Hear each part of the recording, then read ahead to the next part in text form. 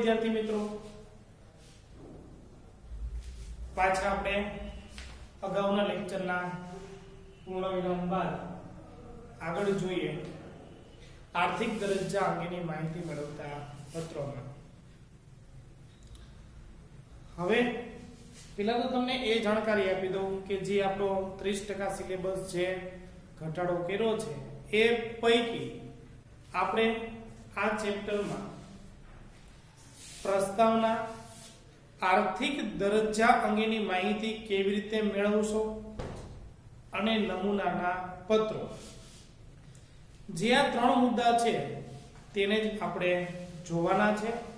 ત્યારબાદ આપણો 8.1.4 એટલે કે બેંકનો સંદર્ભ અને તેના પત્રો, અને ત્યારબાદ 8.2 ઉઘરાણી અંગેના પત્રો એ આપણા સિલેબસમાં નથી, એટલે આપણે તેને સમજવાના થશે નહીં. તો તે પૈકી આપણે અગાઉના લેક્ચરમાં તો જોઈ ગયા છીએ કે આર્થિક દરજ્જા અંગેની માહિતી કેવી રીતે આપણે પ્રાપ્ત કરવાની છે, કેવી રીતે મેળવશું. તો એમાં 4CS બરોબર, એ તો આપણે જોઈ ગયા. 4CS માં કોનો કોનો સમાવેશ થાય છે? તો પ્રતિષ્ઠા, પછી નાણાં પરત કરવાની ક્ષમતા, મૂડી અને તારણમાં આપવા લાયક જામીનગીરી. આટલી બાબતોનો, આટલા પાસાનો, આટલા જે પરિબળો છે તેનો તેમાં સમાવેશ કરવામાં આવે છે. અને ત્યારબાદ પણ આગળ જોઈ ગયા છે કે કોઈ પણ પેઢીની તમારે આર્થિક દરજ્જા અંગેની માહિતી પ્રાપ્ત કરવી છે તો તે પૈકી કઈ પ્રક્રિયા, કઈ પદ્ધતિ આપણે એમાંથી પસાર થવું પડે, તો એની માટે પણ આપણે જોઈ ગયા લેક્ચરમાં કે અન્ય વ્યાપારિક પેઢીનો સંદર્ભ આપવા માટે પણ કહી શકાય. બરોબર, આપણે એમ પૂછીએ કે તમે કોઈ વ્યાપારિક પેઢીનો સંદર્ભ આપો, રેફરન્સ આપો, એની ઓળખાણ આપો, એનો પણ આપણે પેઢીનો પણ સંદર્ભ માંગી શકીએ છીએ. ત્યારબાદ કોઈ પણ પેઢીના બેન્કરનો પણ સંદર્ભ માંગી શકાય. તમારી પેઢી જે છે, તમારી પેઢીનું જે બેંકમાં ખાતું છે એ કોઈ પણ બેંકમાં જે ખાતું હોય તો તેનો પણ અમને રેફરન્સ તમે આપો, જેથી કરીને અમે છે અમારી બેંકમાં જે ખાતું છે એ બેંક વ્યક્તિ છે તમારી બેંકનો તમામ પ્રકારની માહિતી, રેફરન્સ જાણી શકે અને અમારી બેંક છે અમને આપી શકે. તો પણ એટલે કીધું કે બેંકનો પણ અહીંયા સંદર્ભ ઉચિત ગણાય છે, માન્ય ગણવામાં આવે છે, પરંતુ આપણા બેંકનો સંદર્ભ અને તેને લગતા પત્રો એ અહીંયા આપણા સિલેબસમાં છે નહીં. અને ત્યારબાદ તમને ત્રીજો છેલ્લો મુદ્દો કીધો કે જે વ્યાપારિક પેઢી છે, જે ગ્રાહક જે છે, તો તેના છેલ્લા પાછળના વાર્ષિક હિસાબો જે પાકા સરવૈયા છે એને પણ તમે છેલ્લા ઓછામાં ઓછા 3 વર્ષના પાકા સરવૈયાને પણ તમે તપાસી શકો છો, જોઈ શકો છો કે એ પેઢી પાસે મૂડી કેટલી છે, દેવા કેટલા છે, મિલકતો કેટલી છે, બરોબર. અને એના ઉપરથી આપણે તારણ કાઢી શકાય કે આ વ્યક્તિ કેટલા અંશે સદ્ધર હશે, બરોબર. અને પછી ત્યારબાદ આપણે ઉચિત નિર્ણય લઈએ છીએ ભાઈ ને કેટલા રૂપિયાનો માલ આપણે ઉધાર આપવો જોઈએ, પછી આપણે નિર્ણય કરી શકાય. અહીંયા સુધી મિત્રો આપણે જોઈ ગયા છે. અને ત્યારબાદ આગળ તમને કીધું છે વ્યાપારિક પેઢી વિશે અન્ય વ્યાપારિક પેઢી દ્વારા આપવામાં આવેલો અભિપ્રાય તો મહત્વનો ગણાય છે. શું કીધું? વ્યાપારિક પેઢી વિશે અન્ય વ્યાપારિક પેઢી દ્વારા આપવામાં આવેલો અભિપ્રાય તો સૌથી મહત્વનો ગણાય જ છે. કોઈ પણ તમને વ્યાપારિક પેઢીનો રેફરન્સ આપે છે, એ વ્યાપારિક પેઢીને તમે જઈને એની તમામ માહિતી જાણી શકો છો, એ તો માન્ય ગણાય જ છે. પરંતુ બેંક દ્વારા આપવામાં આવેલી માહિતી વધુ આધારભૂત ગણવામાં આવે છે. મોસ્ટ ટાઈમથી પ્રશ્ન ત્યાં મિત્રો અંડરલાઈન કરજો. પેજ નંબર 57 ઉપર છેલ્લો ફકરો, એનો બીજો પોઈન્ટ. શું કીધું? કે બેંક દ્વારા આપવામાં આવેલી માહિતી સૌથી વધુ આધારભૂત ગણવામાં આવે છે, વિશ્વાસપાત્ર માહિતી તે આપે છે. તે જે માહિતી આપશે તેના ઉપર તમે ચોક્કસપણે 100% વિશ્વાસ કરી શકશો કે આ બેંકે આપેલી માહિતી છે ક્યારેય ખોટી હોય નહીં, બરોબર ને? કારણ કે બંને વ્યાપારિક પેઢીથી કેવો છે, અજાણ છે. કોઈ વ્યાપારી પેઢીને જાણતો નથી, એટલા માટે જે સાચી માહિતી હશે ને તેની જ માહિતી એ આપશે.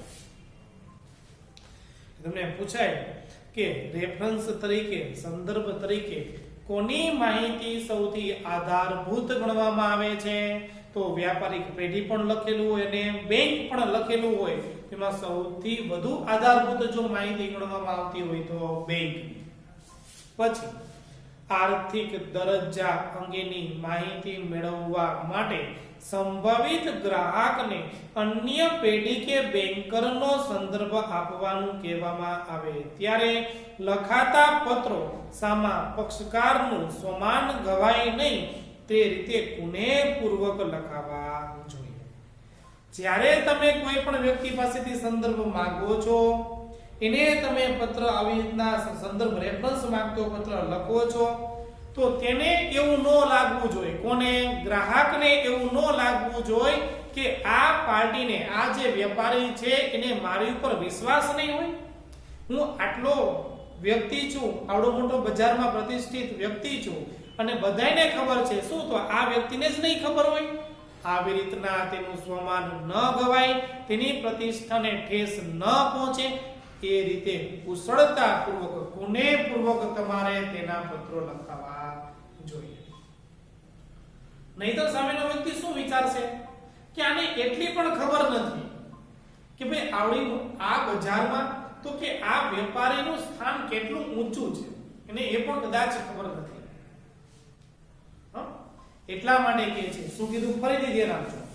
આર્થિક દરજ્જા અંગેની માહિતી મેળવવા માટે સંભવિત ગ્રાહકને, સંભવિત ગ્રાહક એટલે કેવો કે ભવિષ્યમાં એ આપણો ગ્રાહક બનવાનો છે, હજુ ગ્રાહક નથી, પરંતુ સંભવિત ગ્રાહકમાંથી કાયમી ગ્રાહક બનવાનો છે. મેં કીધું સંભવિત ગ્રાહકને અન્ય પેઢી કે બેંકરનો સંદર્ભ આપવાનું કહેવામાં આવે ત્યારે. હા, તમે બેંકનો સંદર્ભ આપતા હોય ત્યારે અથવા તો ત્યારે લખાતા પત્રો સામા પક્ષકારનું, સામા પક્ષકાર એટલે કોણ? તો કે જે આ ગ્રાહક છે તે, એને એવું ન લાગવું જોઈએ કે સામા પક્ષકારનું સ્વમાન ગવાય નહીં, તે રીતે કુનેહપૂર્વક પત્ર લખાવા જોઈએ, હોશિયારીપૂર્વક આ પત્ર લખાવા જોઈએ. એને એવું ન લાગવું જોઈએ કે ભાઈ ના, આ અમારી કસોટી કરે છે, આ અમારી શું કરે છે? પરીક્ષા કરે છે. ઉપરાંત એ સિવાય શું ધ્યાન રાખવાનું? તો એ સિવાય કે છે ઉપરાંત તે બાબતનું પણ ખાસ ધ્યાન રાખવું જોઈએ કે ગ્રાહકના મનમાં એવી છાપ ઊભી ન થાય કે વ્યાપારિક પેઢી ગ્રાહકના આર્થિક દરજ્જા અંગે શંકા કરે છે. ગ્રાહકના મનમાં એવી ખરાબ છાપ પણ ન ઊભી થવી જોઈએ કે આ સામેના વેપારીને અમારા પ્રત્યે આટલી શંકા હશે કે એના પૈસા પાડી દેશું. આવા પ્રકારની શંકા પણ સહેજે પણ મનમાં ઉત્પન્ન થવી જોઈએ નહીં. એવી રીતે આ પત્ર લખાવા જોઈએ. તો આપણે તો સંદર્ભ માંગી લઈને ખબર ન પડે કે ભાઈ આને આટલી ખબર નહીં હોય કે હું આવડો મોટો વેપારી છું બજારમાં અને પ્રતિષ્ઠા ધરાવે છે બજારમાં, પેઢીમાં એની સારામાં સારી પ્રતિષ્ઠા છે, તો આને જ નહીં ખબર હોય એવું કદાચ લાગશે. પરંતુ આપણે કેવી રીતના પત્ર લખવાના છે? તો એમ કહેવાનું છે, શું લખવાનું એમાં? કે જે આપણા વ્યાપારિક સંબંધો જે છે એ ભવિષ્યમાં જે જોડાવાના છે તેનો એક વ્યાપારિક શું છે? આ ભાગ છે કે જે પેલા તમારે આ આર્થિક દરજ્જા અંગેની માહિતી જાણવી એ વેપારીનો એક ભાગ છે, વેપારનો એક હિસ્સો છે. એટલા માટે અમે આ કાર્યવાહી કરીએ છીએ, એટલા માટે તમારી પાસેથી આ માહિતી માંગીએ છીએ, એમ લખવાનું છે. વ્યાપારનો શું છે? એક ભાગ છે. એક ભાગ રૂપે અમે તમારી પાસેથી આવા પ્રકારની માહિતી મેળવવા ઈચ્છીએ છીએ. આવી રીતના એને હકારાત્મક, પોઝિટિવ તરફ તેને લઈ જવાનું છે. એટલે કીધું છે કે ગ્રાહકના આર્થિક દરજ્જા અંગે શંકા કરે છે આવા પ્રકારની પણ શંકા જાય ને તેવા પ્રકારનું પણ પત્રમાં લખાણ આપણે ટાળવું જોઈએ. પરંતુ આ પ્રકારના પત્રો એવી રીતે લખવા કે તેના મનમાં એવી છાપ ઊભી થાય. કોના મનમાં? ગ્રાહકના મનમાં એવા પ્રકારની છાપ ઊભી થાય કે ગ્રાહક પેઢીનો આર્થિક દરજ્જો જાણવો એ વ્યાપારિક પ્રવૃત્તિનો જ એક ભાગ છે. ગ્રાહક પેઢીનો આર્થિક દરજ્જો જાણવો એ આપણા વ્યાપારિક પ્રવૃત્તિનો શું છે? એક ભાગ છે. એક એને એવું લાગવું જોઈએ. બરોબર ને? આવી રીતે આપણે શું કરવાનું છે? પોઝિટિવ તરફ લઈ જવાનું છે. આ પ્રકારના પત્રોના ઉદાહરણો હવે આપણે જોઈશું. બરોબર? હવે જે આ તમારા આર્થિક દરજ્જા અંગેની માહિતી આપણે મેળવવાની છે, પ્રાપ્ત કરવાની છે, તો તેના અહીંયા તમને પાઠ્યપુસ્તકમાં આપણને ઉદાહરણો આપ્યા છે. એ ઉદાહરણો હવે આપણે જોશું. તો પેજ નંબર મિત્રો 58 ઉપર નમૂનાના પત્રો, એમાં સૌથી પહેલો પત્ર આપ્યો છે સંદર્ભ માટે વિનંતી કરતો પત્ર. રેફરન્સ માંગતો પત્ર આપણે શું કરવાનો છે? લખવાનો છે. બરોબર? હવે તમે જો સૌંદર્ય કોસ્મેટિક્સ આવું પેઢીનું નામ છે. અહીંયા જો તમને કોઈ સૂચના હજુ આપેલી નથી, કોણ પત્ર લખે છે, કોને લખે છે, ક્યાં લખવાનો છે, બરોબર, કોણ પત્ર મેળવશે, કોઈ પણ પ્રકારની સૂચના નથી. બરોબર? તમને આવો પ્રકારનો પત્ર પૂછે કે સંદર્ભ આપતો પત્ર લખો, એટલે તમે કોઈ પણ વેપારીનું નામ લખી શકો, કોઈ પણ સરનામું લખી શકાય. એટલા માટે અહીંયા લખે છે સંદર્ભ રેફરન્સ આપતો આપણે પત્ર લખવાનો છે. અને તેમાં કહે છે સૌંદર્ય કોસ્મેટિક્સ આ પત્ર લખે છે. એનું સરનામું છે 1 રાજ કોમ્પ્લેક્સ, નવા રોડ, વડોદરા. બરોબર? આવી રીતના એનું સરનામું પણ આપ્યું છે. ઈમેલ અને ફોન નંબર આપણે હંમેશા માટે પત્રમાં ડાબી બાજુ પર જ લખી છે, ક્યારેય જમણી બાજુ પર લખતા નથી. એટલા માટે ફોન નંબર અને ઈમેલ અહીંયા ડાબી બાજુ પર જ લખશું. બરોબર? સૌંદર્ય cosmetics@gmail.com આ સૌથી પહેલા પત્રમાં ડાબી બાજુ પર ઈમેલ લખવાનું અને પછી ફોન નંબર આપ્યો છે 0265 અને તેની નીચે આ કોડ નંબર છે ને તેની નીચે આપણે ફોન નંબર લખશું 255 58 596. પછી પત્રમાં જમણી બાજુ પર આપણે તારીખ લખવાની છે 27મી માર્ચ 2016. પત્રમાં તમને જે સરનામું જે આપ્યું છે એ સરનામું તમારે ક્યાં લખવાનું છે? તો શીર્ષકની નીચે નહીં લખવાનું. પત્રમાં જમણી બાજુ પર આપણે સરનામું લખશું, તારીખની ઉપર એક લીટી ઉપર લખવાનું છે. હવે પત્ર મેળવે છે નવવધુ નોવેલ્ટી સ્ટોર્સ. આ પત્ર મેળવે છે. શું કીધું છે?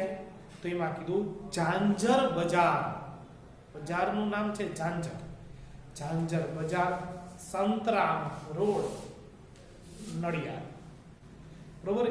નડિયાદમાં શાક માર્કેટની આગળ રસ્તે આ સંતરામ બાબાનું મોટું મંદિર છે, મેઇન બજાર છે. બરોબર? અને આ જે માર્કેટ ભરાય છે ને તે જે મેઇન મુખ્ય જે બજાર છે તેને કહેવાય ઝાંઝર બજાર. મોટા મોટા હેવી કોમ્પ્લેક્સ છે નડિયાદમાં. એટલા માટે અહીંયા કીધું છે સંતરામ રોડ, સંતરામ તો મોટું મંદિર છે ત્યાં. એટલે નવવધુ નોવેલ્ટી સ્ટોર્સ, ઝાંઝર બજાર, સંતરામ રોડ, નડિયાદ. વિષય છે સંદર્ભ મોકલી આપવા અંગે. સંદર્ભ આપણે તેને મોકલી આપવાનો છે. પરંતુ સંદર્ભ માંગે છે કોણ? સૌંદર્ય કોસ્મેટિક્સ સંદર્ભ માંગે છે. એટલે વેચનાર હશે કોણ? સૌંદર્ય કોસ્મેટિક્સ છે ને એ વેપારી હશે ને નવવધુ નોવેલ્ટી સ્ટોર્સ આ ગ્રાહક હશે. સૌંદર્ય કોસ્મેટિક્સ જે વેપારી છે તે નવવધુ નોવેલ્ટી સ્ટોરને માલ વેચવાનો છે. એટલા માટે સૌંદર્ય કોસ્મેટિક્સ શું કરે છે? આવી રીતના રેફરન્સ માંગે છે. સંબોધન છે શ્રીયુત, બરોબર. જ્યારે કોઈ પણ સંદર્ભ ન આવડે ત્યારે લખી દેવાનું શ્રીયુત, આવો શબ્દ લખવાનો. અને લખે છે તારીખ 20મી માર્ચ 2016 ના પત્ર દ્વારા અમારી પેઢીને મોટા જથ્થામાં સૌંદર્ય પ્રસાધનો અને કોસ્મેટિક્સની વિવિધ વસ્તુઓનો ઓર્ડર આપવા બદલ આપનો ખૂબ જ આભાર. કઈ તારીખે? તો 20મી માર્ચ 2016 ના પત્ર દ્વારા અમારી પેઢીને મોટા જથ્થામાં શું કર્યો છે તમે? કોસ્મેટિક્સ વસ્તુનો, સૌંદર્ય પ્રસાધનની આઇટમોનો એને શું કર્યું છે? મોટા જથ્થામાં તેને ઓર્ડર આપ્યો છે. તો સૌથી પહેલા એનો ખૂબ ખૂબ આભાર વ્યક્ત કરે છે. હવે પોતાની મુખ્ય બાબત ઉપર આવે છે અને કહે છે અમે એ બાબતની પણ નોંધ લીધી છે કે ઉપરયુક્ત માલ સામાન આપ 50 દિવસની શાખ ઉપર મેળવવા માંગો છો, બરોબર. 50 દિવસ એટલે કેટલા? તો કે 2 મહિના ઉપર થયું, પોણા 3 મહિના ઉપર થયું. એટલે કીધું કે 50 દિવસની શાખ ઉપર આ માલ તેને મેળવવા માંગે છે. આપ અમારી સાથે આ પ્રકારનો વ્યવહાર પ્રથમ વખત કરતા હોવાથી, હજુ શું કહે છે કે આ વ્યવહાર તો હજુ તમે પ્રથમવાર જ કરો છો. અમે તમને નથી ઓળખતા, તમે અમને નથી ઓળખતા, તો અમારે આટલી મુદતમાં, બરોબર, આટલો મોટો માલ તમને આપવો કેવી રીતે? રકમ મોટી છે. એટલે કે છે કે આપ અમારી સાથે જે તમે આ શાખનો વ્યવહાર કરો છો એ સૌથી પ્રથમ જ વ્યવહાર છે. એટલા માટે કે છે પ્રથમ વખત કરતા હોવાથી વ્યાપારિક શિરસ્તાના ભાગરૂપે. વ્યાપારિક શિરસ્તા એટલે શું? કે વેપારનો એક શિરસ્તા એટલે કે નીતિ નિયમ, વ્યાપારના નીતિ નિયમો પ્રમાણે એક એના ભાગરૂપે આપના આર્થિક દરજ્જા અંગે વ્યાપારિક પેઢી તરીકેની માહિતી આપી શકે તેવી અન્ય કોઈ પણ વ્યાપારિક પેઢી અથવા આપની બેંકનો સંદર્ભ આપવો જરૂરી બને છે, બરોબર. વેપારનો નીતિ નિયમ છે, એક પ્રકારનો નિયમ છે, તેના એક આ ભાગ રૂપે અમે કોઈ પણ તમારી પાસેથી તમે જાણતા હોય તો એક વેપારીનું નામ અથવા તો કોઈ તમે બેંકનો સંદર્ભ તમે અમને આપશો, જેથી કરીને અમે તમારી આર્થિક દરજ્જા અંગેની માહિતી પ્રાપ્ત કરી શકીએ અને તમારા શાખ ઉપરનો માલ આપી શકીએ. આપના તરફથી સંદર્ભ આપતો પત્ર મળ્યા પછી જ આપના ઓર્ડર પ્રમાણે માલ સામાન પહોંચાડવાનું શક્ય બનશે, બરોબર. શું કીધું? આપના ઓર્ડર પ્રમાણે માલ સામાન પહોંચાડવાનું શક્ય બનશે. તમે અમને રેફરન્સ આપો પછી અમે તમને માલ મોકલશું, ત્યાં સુધી મોકલશું નહીં, ને એ પણ અનુકૂળ લાગે તો. આપના તરફથી સંદર્ભ આપતા પત્રની અપેક્ષા સાથે, બરોબર. તમે જે અમને આ સંદર્ભ આપતો પત્ર વળતો પ્રત્યુત્તર પત્ર લખશો, આપનો વિશ્વાસુ XYZ માલિક આવી રીતના સૌંદર્ય કોસ્મેટિક્સ જે છે તો એ શું કરે છે? આવી રીતના પત્ર લખે છે. બીજો મુદ્દો છે, હવે બીજો પત્ર છે સંદર્ભ મેળવવા માટે લખેલ વિનંતી પત્રનો જવાબ, બરોબર. હવે જે આ સૌંદર્ય કોસ્મેટિક્સ જે પત્ર લખેલો હતો, નવવધુ નોવેલ્ટી સ્ટોર્સ એ પત્ર મેળવે છે. તો ત્યારબાદ હવે શું કરે છે? તો નવવધુ નોવેલ્ટી સ્ટોર્સ તેનો વળતો જવાબ આપે છે, પ્રત્યુત્તર આપે છે. એટલા માટે જો અહીંયા તમને બીજો પત્રમાં સૂચના આપી છે સંદર્ભ મેળવવા માટે લખેલ વિનંતી પત્રનો જવાબ, બરોબર. એ શું કરે છે? જવાબ આપતો પત્ર લખે છે. નવવધુ નોવેલ્ટી સ્ટોર્સ, હવે એ લખનાર છે જાંજર બજાર, સંતરામ રોડ, નડિયાદ, બરોબર. આ એ સરનામું છે.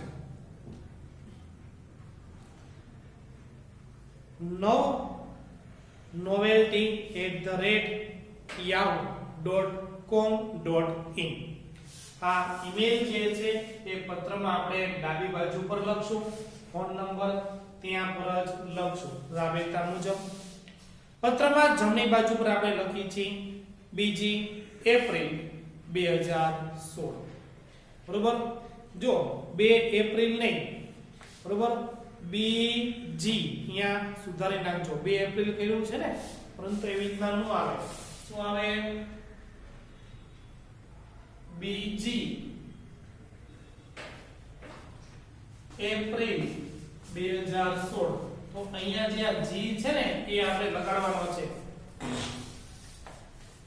બરોબર, એટલે અહીંયા સુધાર નાખજો. પછી આગળ તમને કીધું છે સૌંદર્ય કોસ્મેટિક્સ. હવે આ પત્ર મેળવશે. 1 રાજ કોમ્પ્લેક્સ, નવા રોડ, વડોદરા. બરોબર, આગળ જે આપણને સરનામું આપ્યું હતું એ જ સરનામું છે. વિષય છે અમારી પેઢીના સંદર્ભ અંગે. અમારી પેઢી એટલે કોણ? નવવધુ નોવેલ્ટી સ્ટોર્સ જે છે એ પેઢીનો હવે સંદર્ભ આપે છે. મહોદયશ્રી, બરોબર, લખે છે આપના તારીખ 27મી માર્ચ 2016 ના પત્રમાં આપે અમને સંદર્ભ આપવાનું સૂચવેલ છે. જો આપણે કઈ તારીખે પત્ર લખ્યો તો 27મી માર્ચ 2016 ના પત્ર આપણે લખેલો હતો અને તેમાં આપણે એને કીધું હતું કે તમે અમને આવી રીતના સંદર્ભ મોકલી આપશો તો અમે તમને માલ મોકલવામાં સરળતા દાખવશું. એટલા માટે કહે છે કે 27મી માર્ચ 2016 ના પત્રમાં આપે અમને સંદર્ભ આપવાનું સૂચવેલ છે. વ્યાપારિક શિરસ્તાનું પાલન કરવામાં અમે પણ માનીએ છીએ. જો આગળ એને કીધું હતું કે વ્યાપારિક તરીકેનો એક ભાગ છે. આર્થિક દરજ્જો જાણવો એ શું છે? વ્યાપારિક પ્રવૃત્તિનો એક ભાગ છે. એટલા માટે આ નવવધુ નોવેલ્ટી સ્ટોર્સ લખે છે. શું કે વ્યાપારિક શિરસ્તાનું પાલન કરવામાં અમે પણ માનીએ છીએ. એટલે આના ઉપરથી એવું કહી શકાય કે એ આપણને રેફરન્સ આપશે, સંદર્ભ આપશે. અમે છેલ્લા 10 વર્ષથી સૌંદર્ય પ્રસાધનોની વસ્તુઓના વેચાણ સાથે સંકળાયેલા છે. જો જૂનો વેપારી છે, 10 વર્ષથી પેઢીમાં કામ કરે છે, બજારમાં પ્રતિષ્ઠા પણ ધરાવતો હશે. અમારા આર્થિક દરજ્જાની માહિતી મેળવવા માટે આપ નીચે દર્શાવેલી પેઢી અથવા અમારી બેંકનો સંપર્ક કરી શકો છો. નીચે દર્શાવેલી પેઢી પણ એક પેઢીનું નામ આપ્યું છે અને એક બેંકનું નામ આપ્યું છે. પરંતુ એમાંથી ઉચિત સંદર્ભ, આધારભૂત સંદર્ભ જો કોઈ ગણવામાં આવતો હોય તો કયો સંદર્ભ છે? તો બેંકનો સંદર્ભ એ સૌથી આધારભૂત ગણવામાં આવે છે. એને એક આ પેઢીનું નામ આપ્યું છે કમલ ફાર્મસી એન્ડ કોસ્મેટિક્સ. બરોબર, આ પેઢીનું નામ છે અને એનું સરનામું છે ગંજ બજાર, સૈયાજી રોડ, વડોદરા. અને તેનો ફોન નંબર પણ આપ્યો છે 0265 27 65 65 66. આ એનો ફોન નંબર છે. એટલે તમે લેન્ડલાઇન નંબર ઉપર પણ તેને ફોન કરીને પૂછી શકો છો અથવા તો પત્ર પણ લખી શકો છો. નવવધુ નોવેલ્ટી સ્ટોર્સ.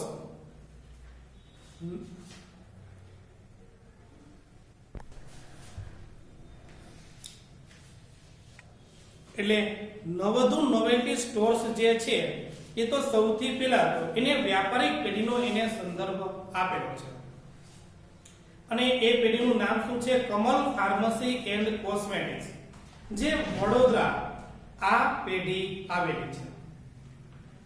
બરોબર, એટલે હવે તમે જોજો સૌંદર્ય કોસ્મેટિક્સ જે છે તો એ ક્યાં છે? વડોદરામાં જ છે. બરોબર, અને જે આ રેફરન્સ આપ્યો છે વડોદરામાં જ પેઢીનો રેફરન્સ આપ્યો છે. કારણ કે ત્યાં જ હોય તો ત્યાં જ એને પરિચિત હોય ને, એટલા માટે ત્યાંનો જ એને આપણે રેફરન્સ આપવાનો. પછી આપણી પેઢી હોય અમદાવાદમાં અને તમે રેફરન્સ આપો મુંબઈનો તો એ આપણે ન ઓળખતા હોય કે વ્યાપારિક દ્રષ્ટિએ વ્યવહાર છે કેવો તેનો. બરોબર, તો આ ઉચિત નથી. એટલા માટે ધ્યાન રાખવાનું કે જે આપણા ગામમાં પેઢી હોય તો એ બજારમાંથી જ તે એ ગામનું નામથી જ આપણે એને સંદર્ભ આપશું.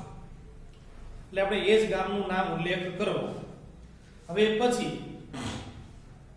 બીજું તમને કીધું છે, શું કીધું કે બેંક ઓફ બરોડા. હવે બેંકનો સંદર્ભ આપે છે કોણ? Navvadhu novelty stores. Bank of Baroda, Pij road, શાખા, નડિયાદ. હવે જો નવવધુ નોવેલ્ટી જે સ્ટોર્સ જે છે એ ક્યાં છે? નડિયાદમાં જ છે. તો એને ક્યાં ખાતું ખોલાવેલું હોય? નડિયાદમાં જ ખોલાવેલું હોય ને, બરોબર. બીજું, તમે બીજા કોઈ વ્યાપારિક પેઢીનો સંદર્ભ આપતા હોય તો તમે બીજા કોઈ અમદાવાદ હોય, રાજકોટ હોય, મુંબઈ છે, સુરત છે, એનો વ્યાપારિક પેઢીનો એનો ચાલે. હા, અહીંયા તમે બહારના વ્યક્તિનો તમે પેઢીનો સંદર્ભ આપો છો તો ચાલશે. પરંતુ હવે આપણે નડિયાદમાં રહેતા હોય અને રાજકોટમાં આપણે ક્યાંય બેંકનું ખાતું ખોલાવેલું હોય, બરોબર ના, તો આ ધ્યાન રાખો જ્યારે તમે બેંકનો સંદર્ભ આપતા હોય, જ્યાં આપણા ગામમાં વેપાર ધંધો હોય તો ત્યાંનું જ તમારે ગામ લખવાનું. કેમાં? બેંકના સરનામામાં. તો bank of Baroda, Pij road, શાખા, બરોબર. શાખાનું પણ નામ પણ આપ્યું છે, પીજ રોડ શાખા, નડિયાદ. એનો ફોન નંબર પણ આપ્યો છે 0268 37 37 35 36, બરોબર. આ એનો નંબર છે બેંકનો. વેબસાઇટ પણ આપી છે www.bob.org. ઈમેલ પણ આપ્યો છે, બરોબર. bobindia@gmail.com, બરોબર. bob@gmail.com આ એનું છે બેંક ઓફ બરોડાનું ઈમેલ આઈડી. અને હવે તમે જો સીબી નંબર એટલે કરંટ બેંક એકાઉન્ટ નંબર, બરોબર. એટલે કરંટ બેંક એકાઉન્ટ નંબર એટલે શું કહેવાય? ચાલુ ખાતા નંબર. વ્યાપારી છે એ જે પેઢીમાં એને જે બેંકમાં ખાતું ખોલાવેલું હશે પેઢીના નામનું, તો ચાલુ ખાતું ખોલાવેલું હશે, બચત ખાતું નહીં ખોલાવેલું. જો આપણે ખોલાવીને તો આપણે કયું ખાતું ખોલાવી? બચત ખાતું ખોલાવી, બરોબર. તો કરંટ બેંક એકાઉન્ટ નંબર પણ તેને આપ્યો છે, ભાઈ આ મારો ખાતા નંબર છે 0000 13 34 36 40 72. આ નવવધુ નોવેલ્ટી સ્ટોર્સ જે BOB બેંકમાં ખાતું છે એનો ખાતા નંબર પણ આપ્યો છે. અમે આશા રાખીએ કે ઉપરયુક્ત પેઢી તથા બેંક પાસેથી માહિતી મેળવ્યા બાદ અમારો માલ સામાન આપ સત્વરે મોકલાવશો. મેં પેઢીનો પણ રેફરન્સ આપ્યો છે, સંદર્ભ આપ્યો છે અને બેંકનો પણ સંદર્ભ આપેલો છે. તો હવે તમે છે અમને ઝડપથી અમારા ઓર્ડર પ્રમાણેનો માલ સામાન મોકલી આપશો. આપનો વિશ્વાસો ABC ભાગીદાર, બરોબર. આવી રીતના શું કરે છે? નવવધુ નોવેલ્ટી સ્ટોર્સ છે એ આવી રીતના પત્ર લખે છે, બરોબર. તો સૌથી પેલો પત્ર જે હતો તે સૌંદર્ય કોસ્મેટિક્સ લખતા હતા અને નવવધુ નોવેલ્ટી સ્ટોર મેળવતા હતા, અને પછી તેનો પ્રત્યુત્તરનો જવાબ આપણે આવી રીતના લખીએ. તો નેક્સ્ટ જે પત્ર છે એ આપણે આના પછીના લેક્ચરમાં જોશું.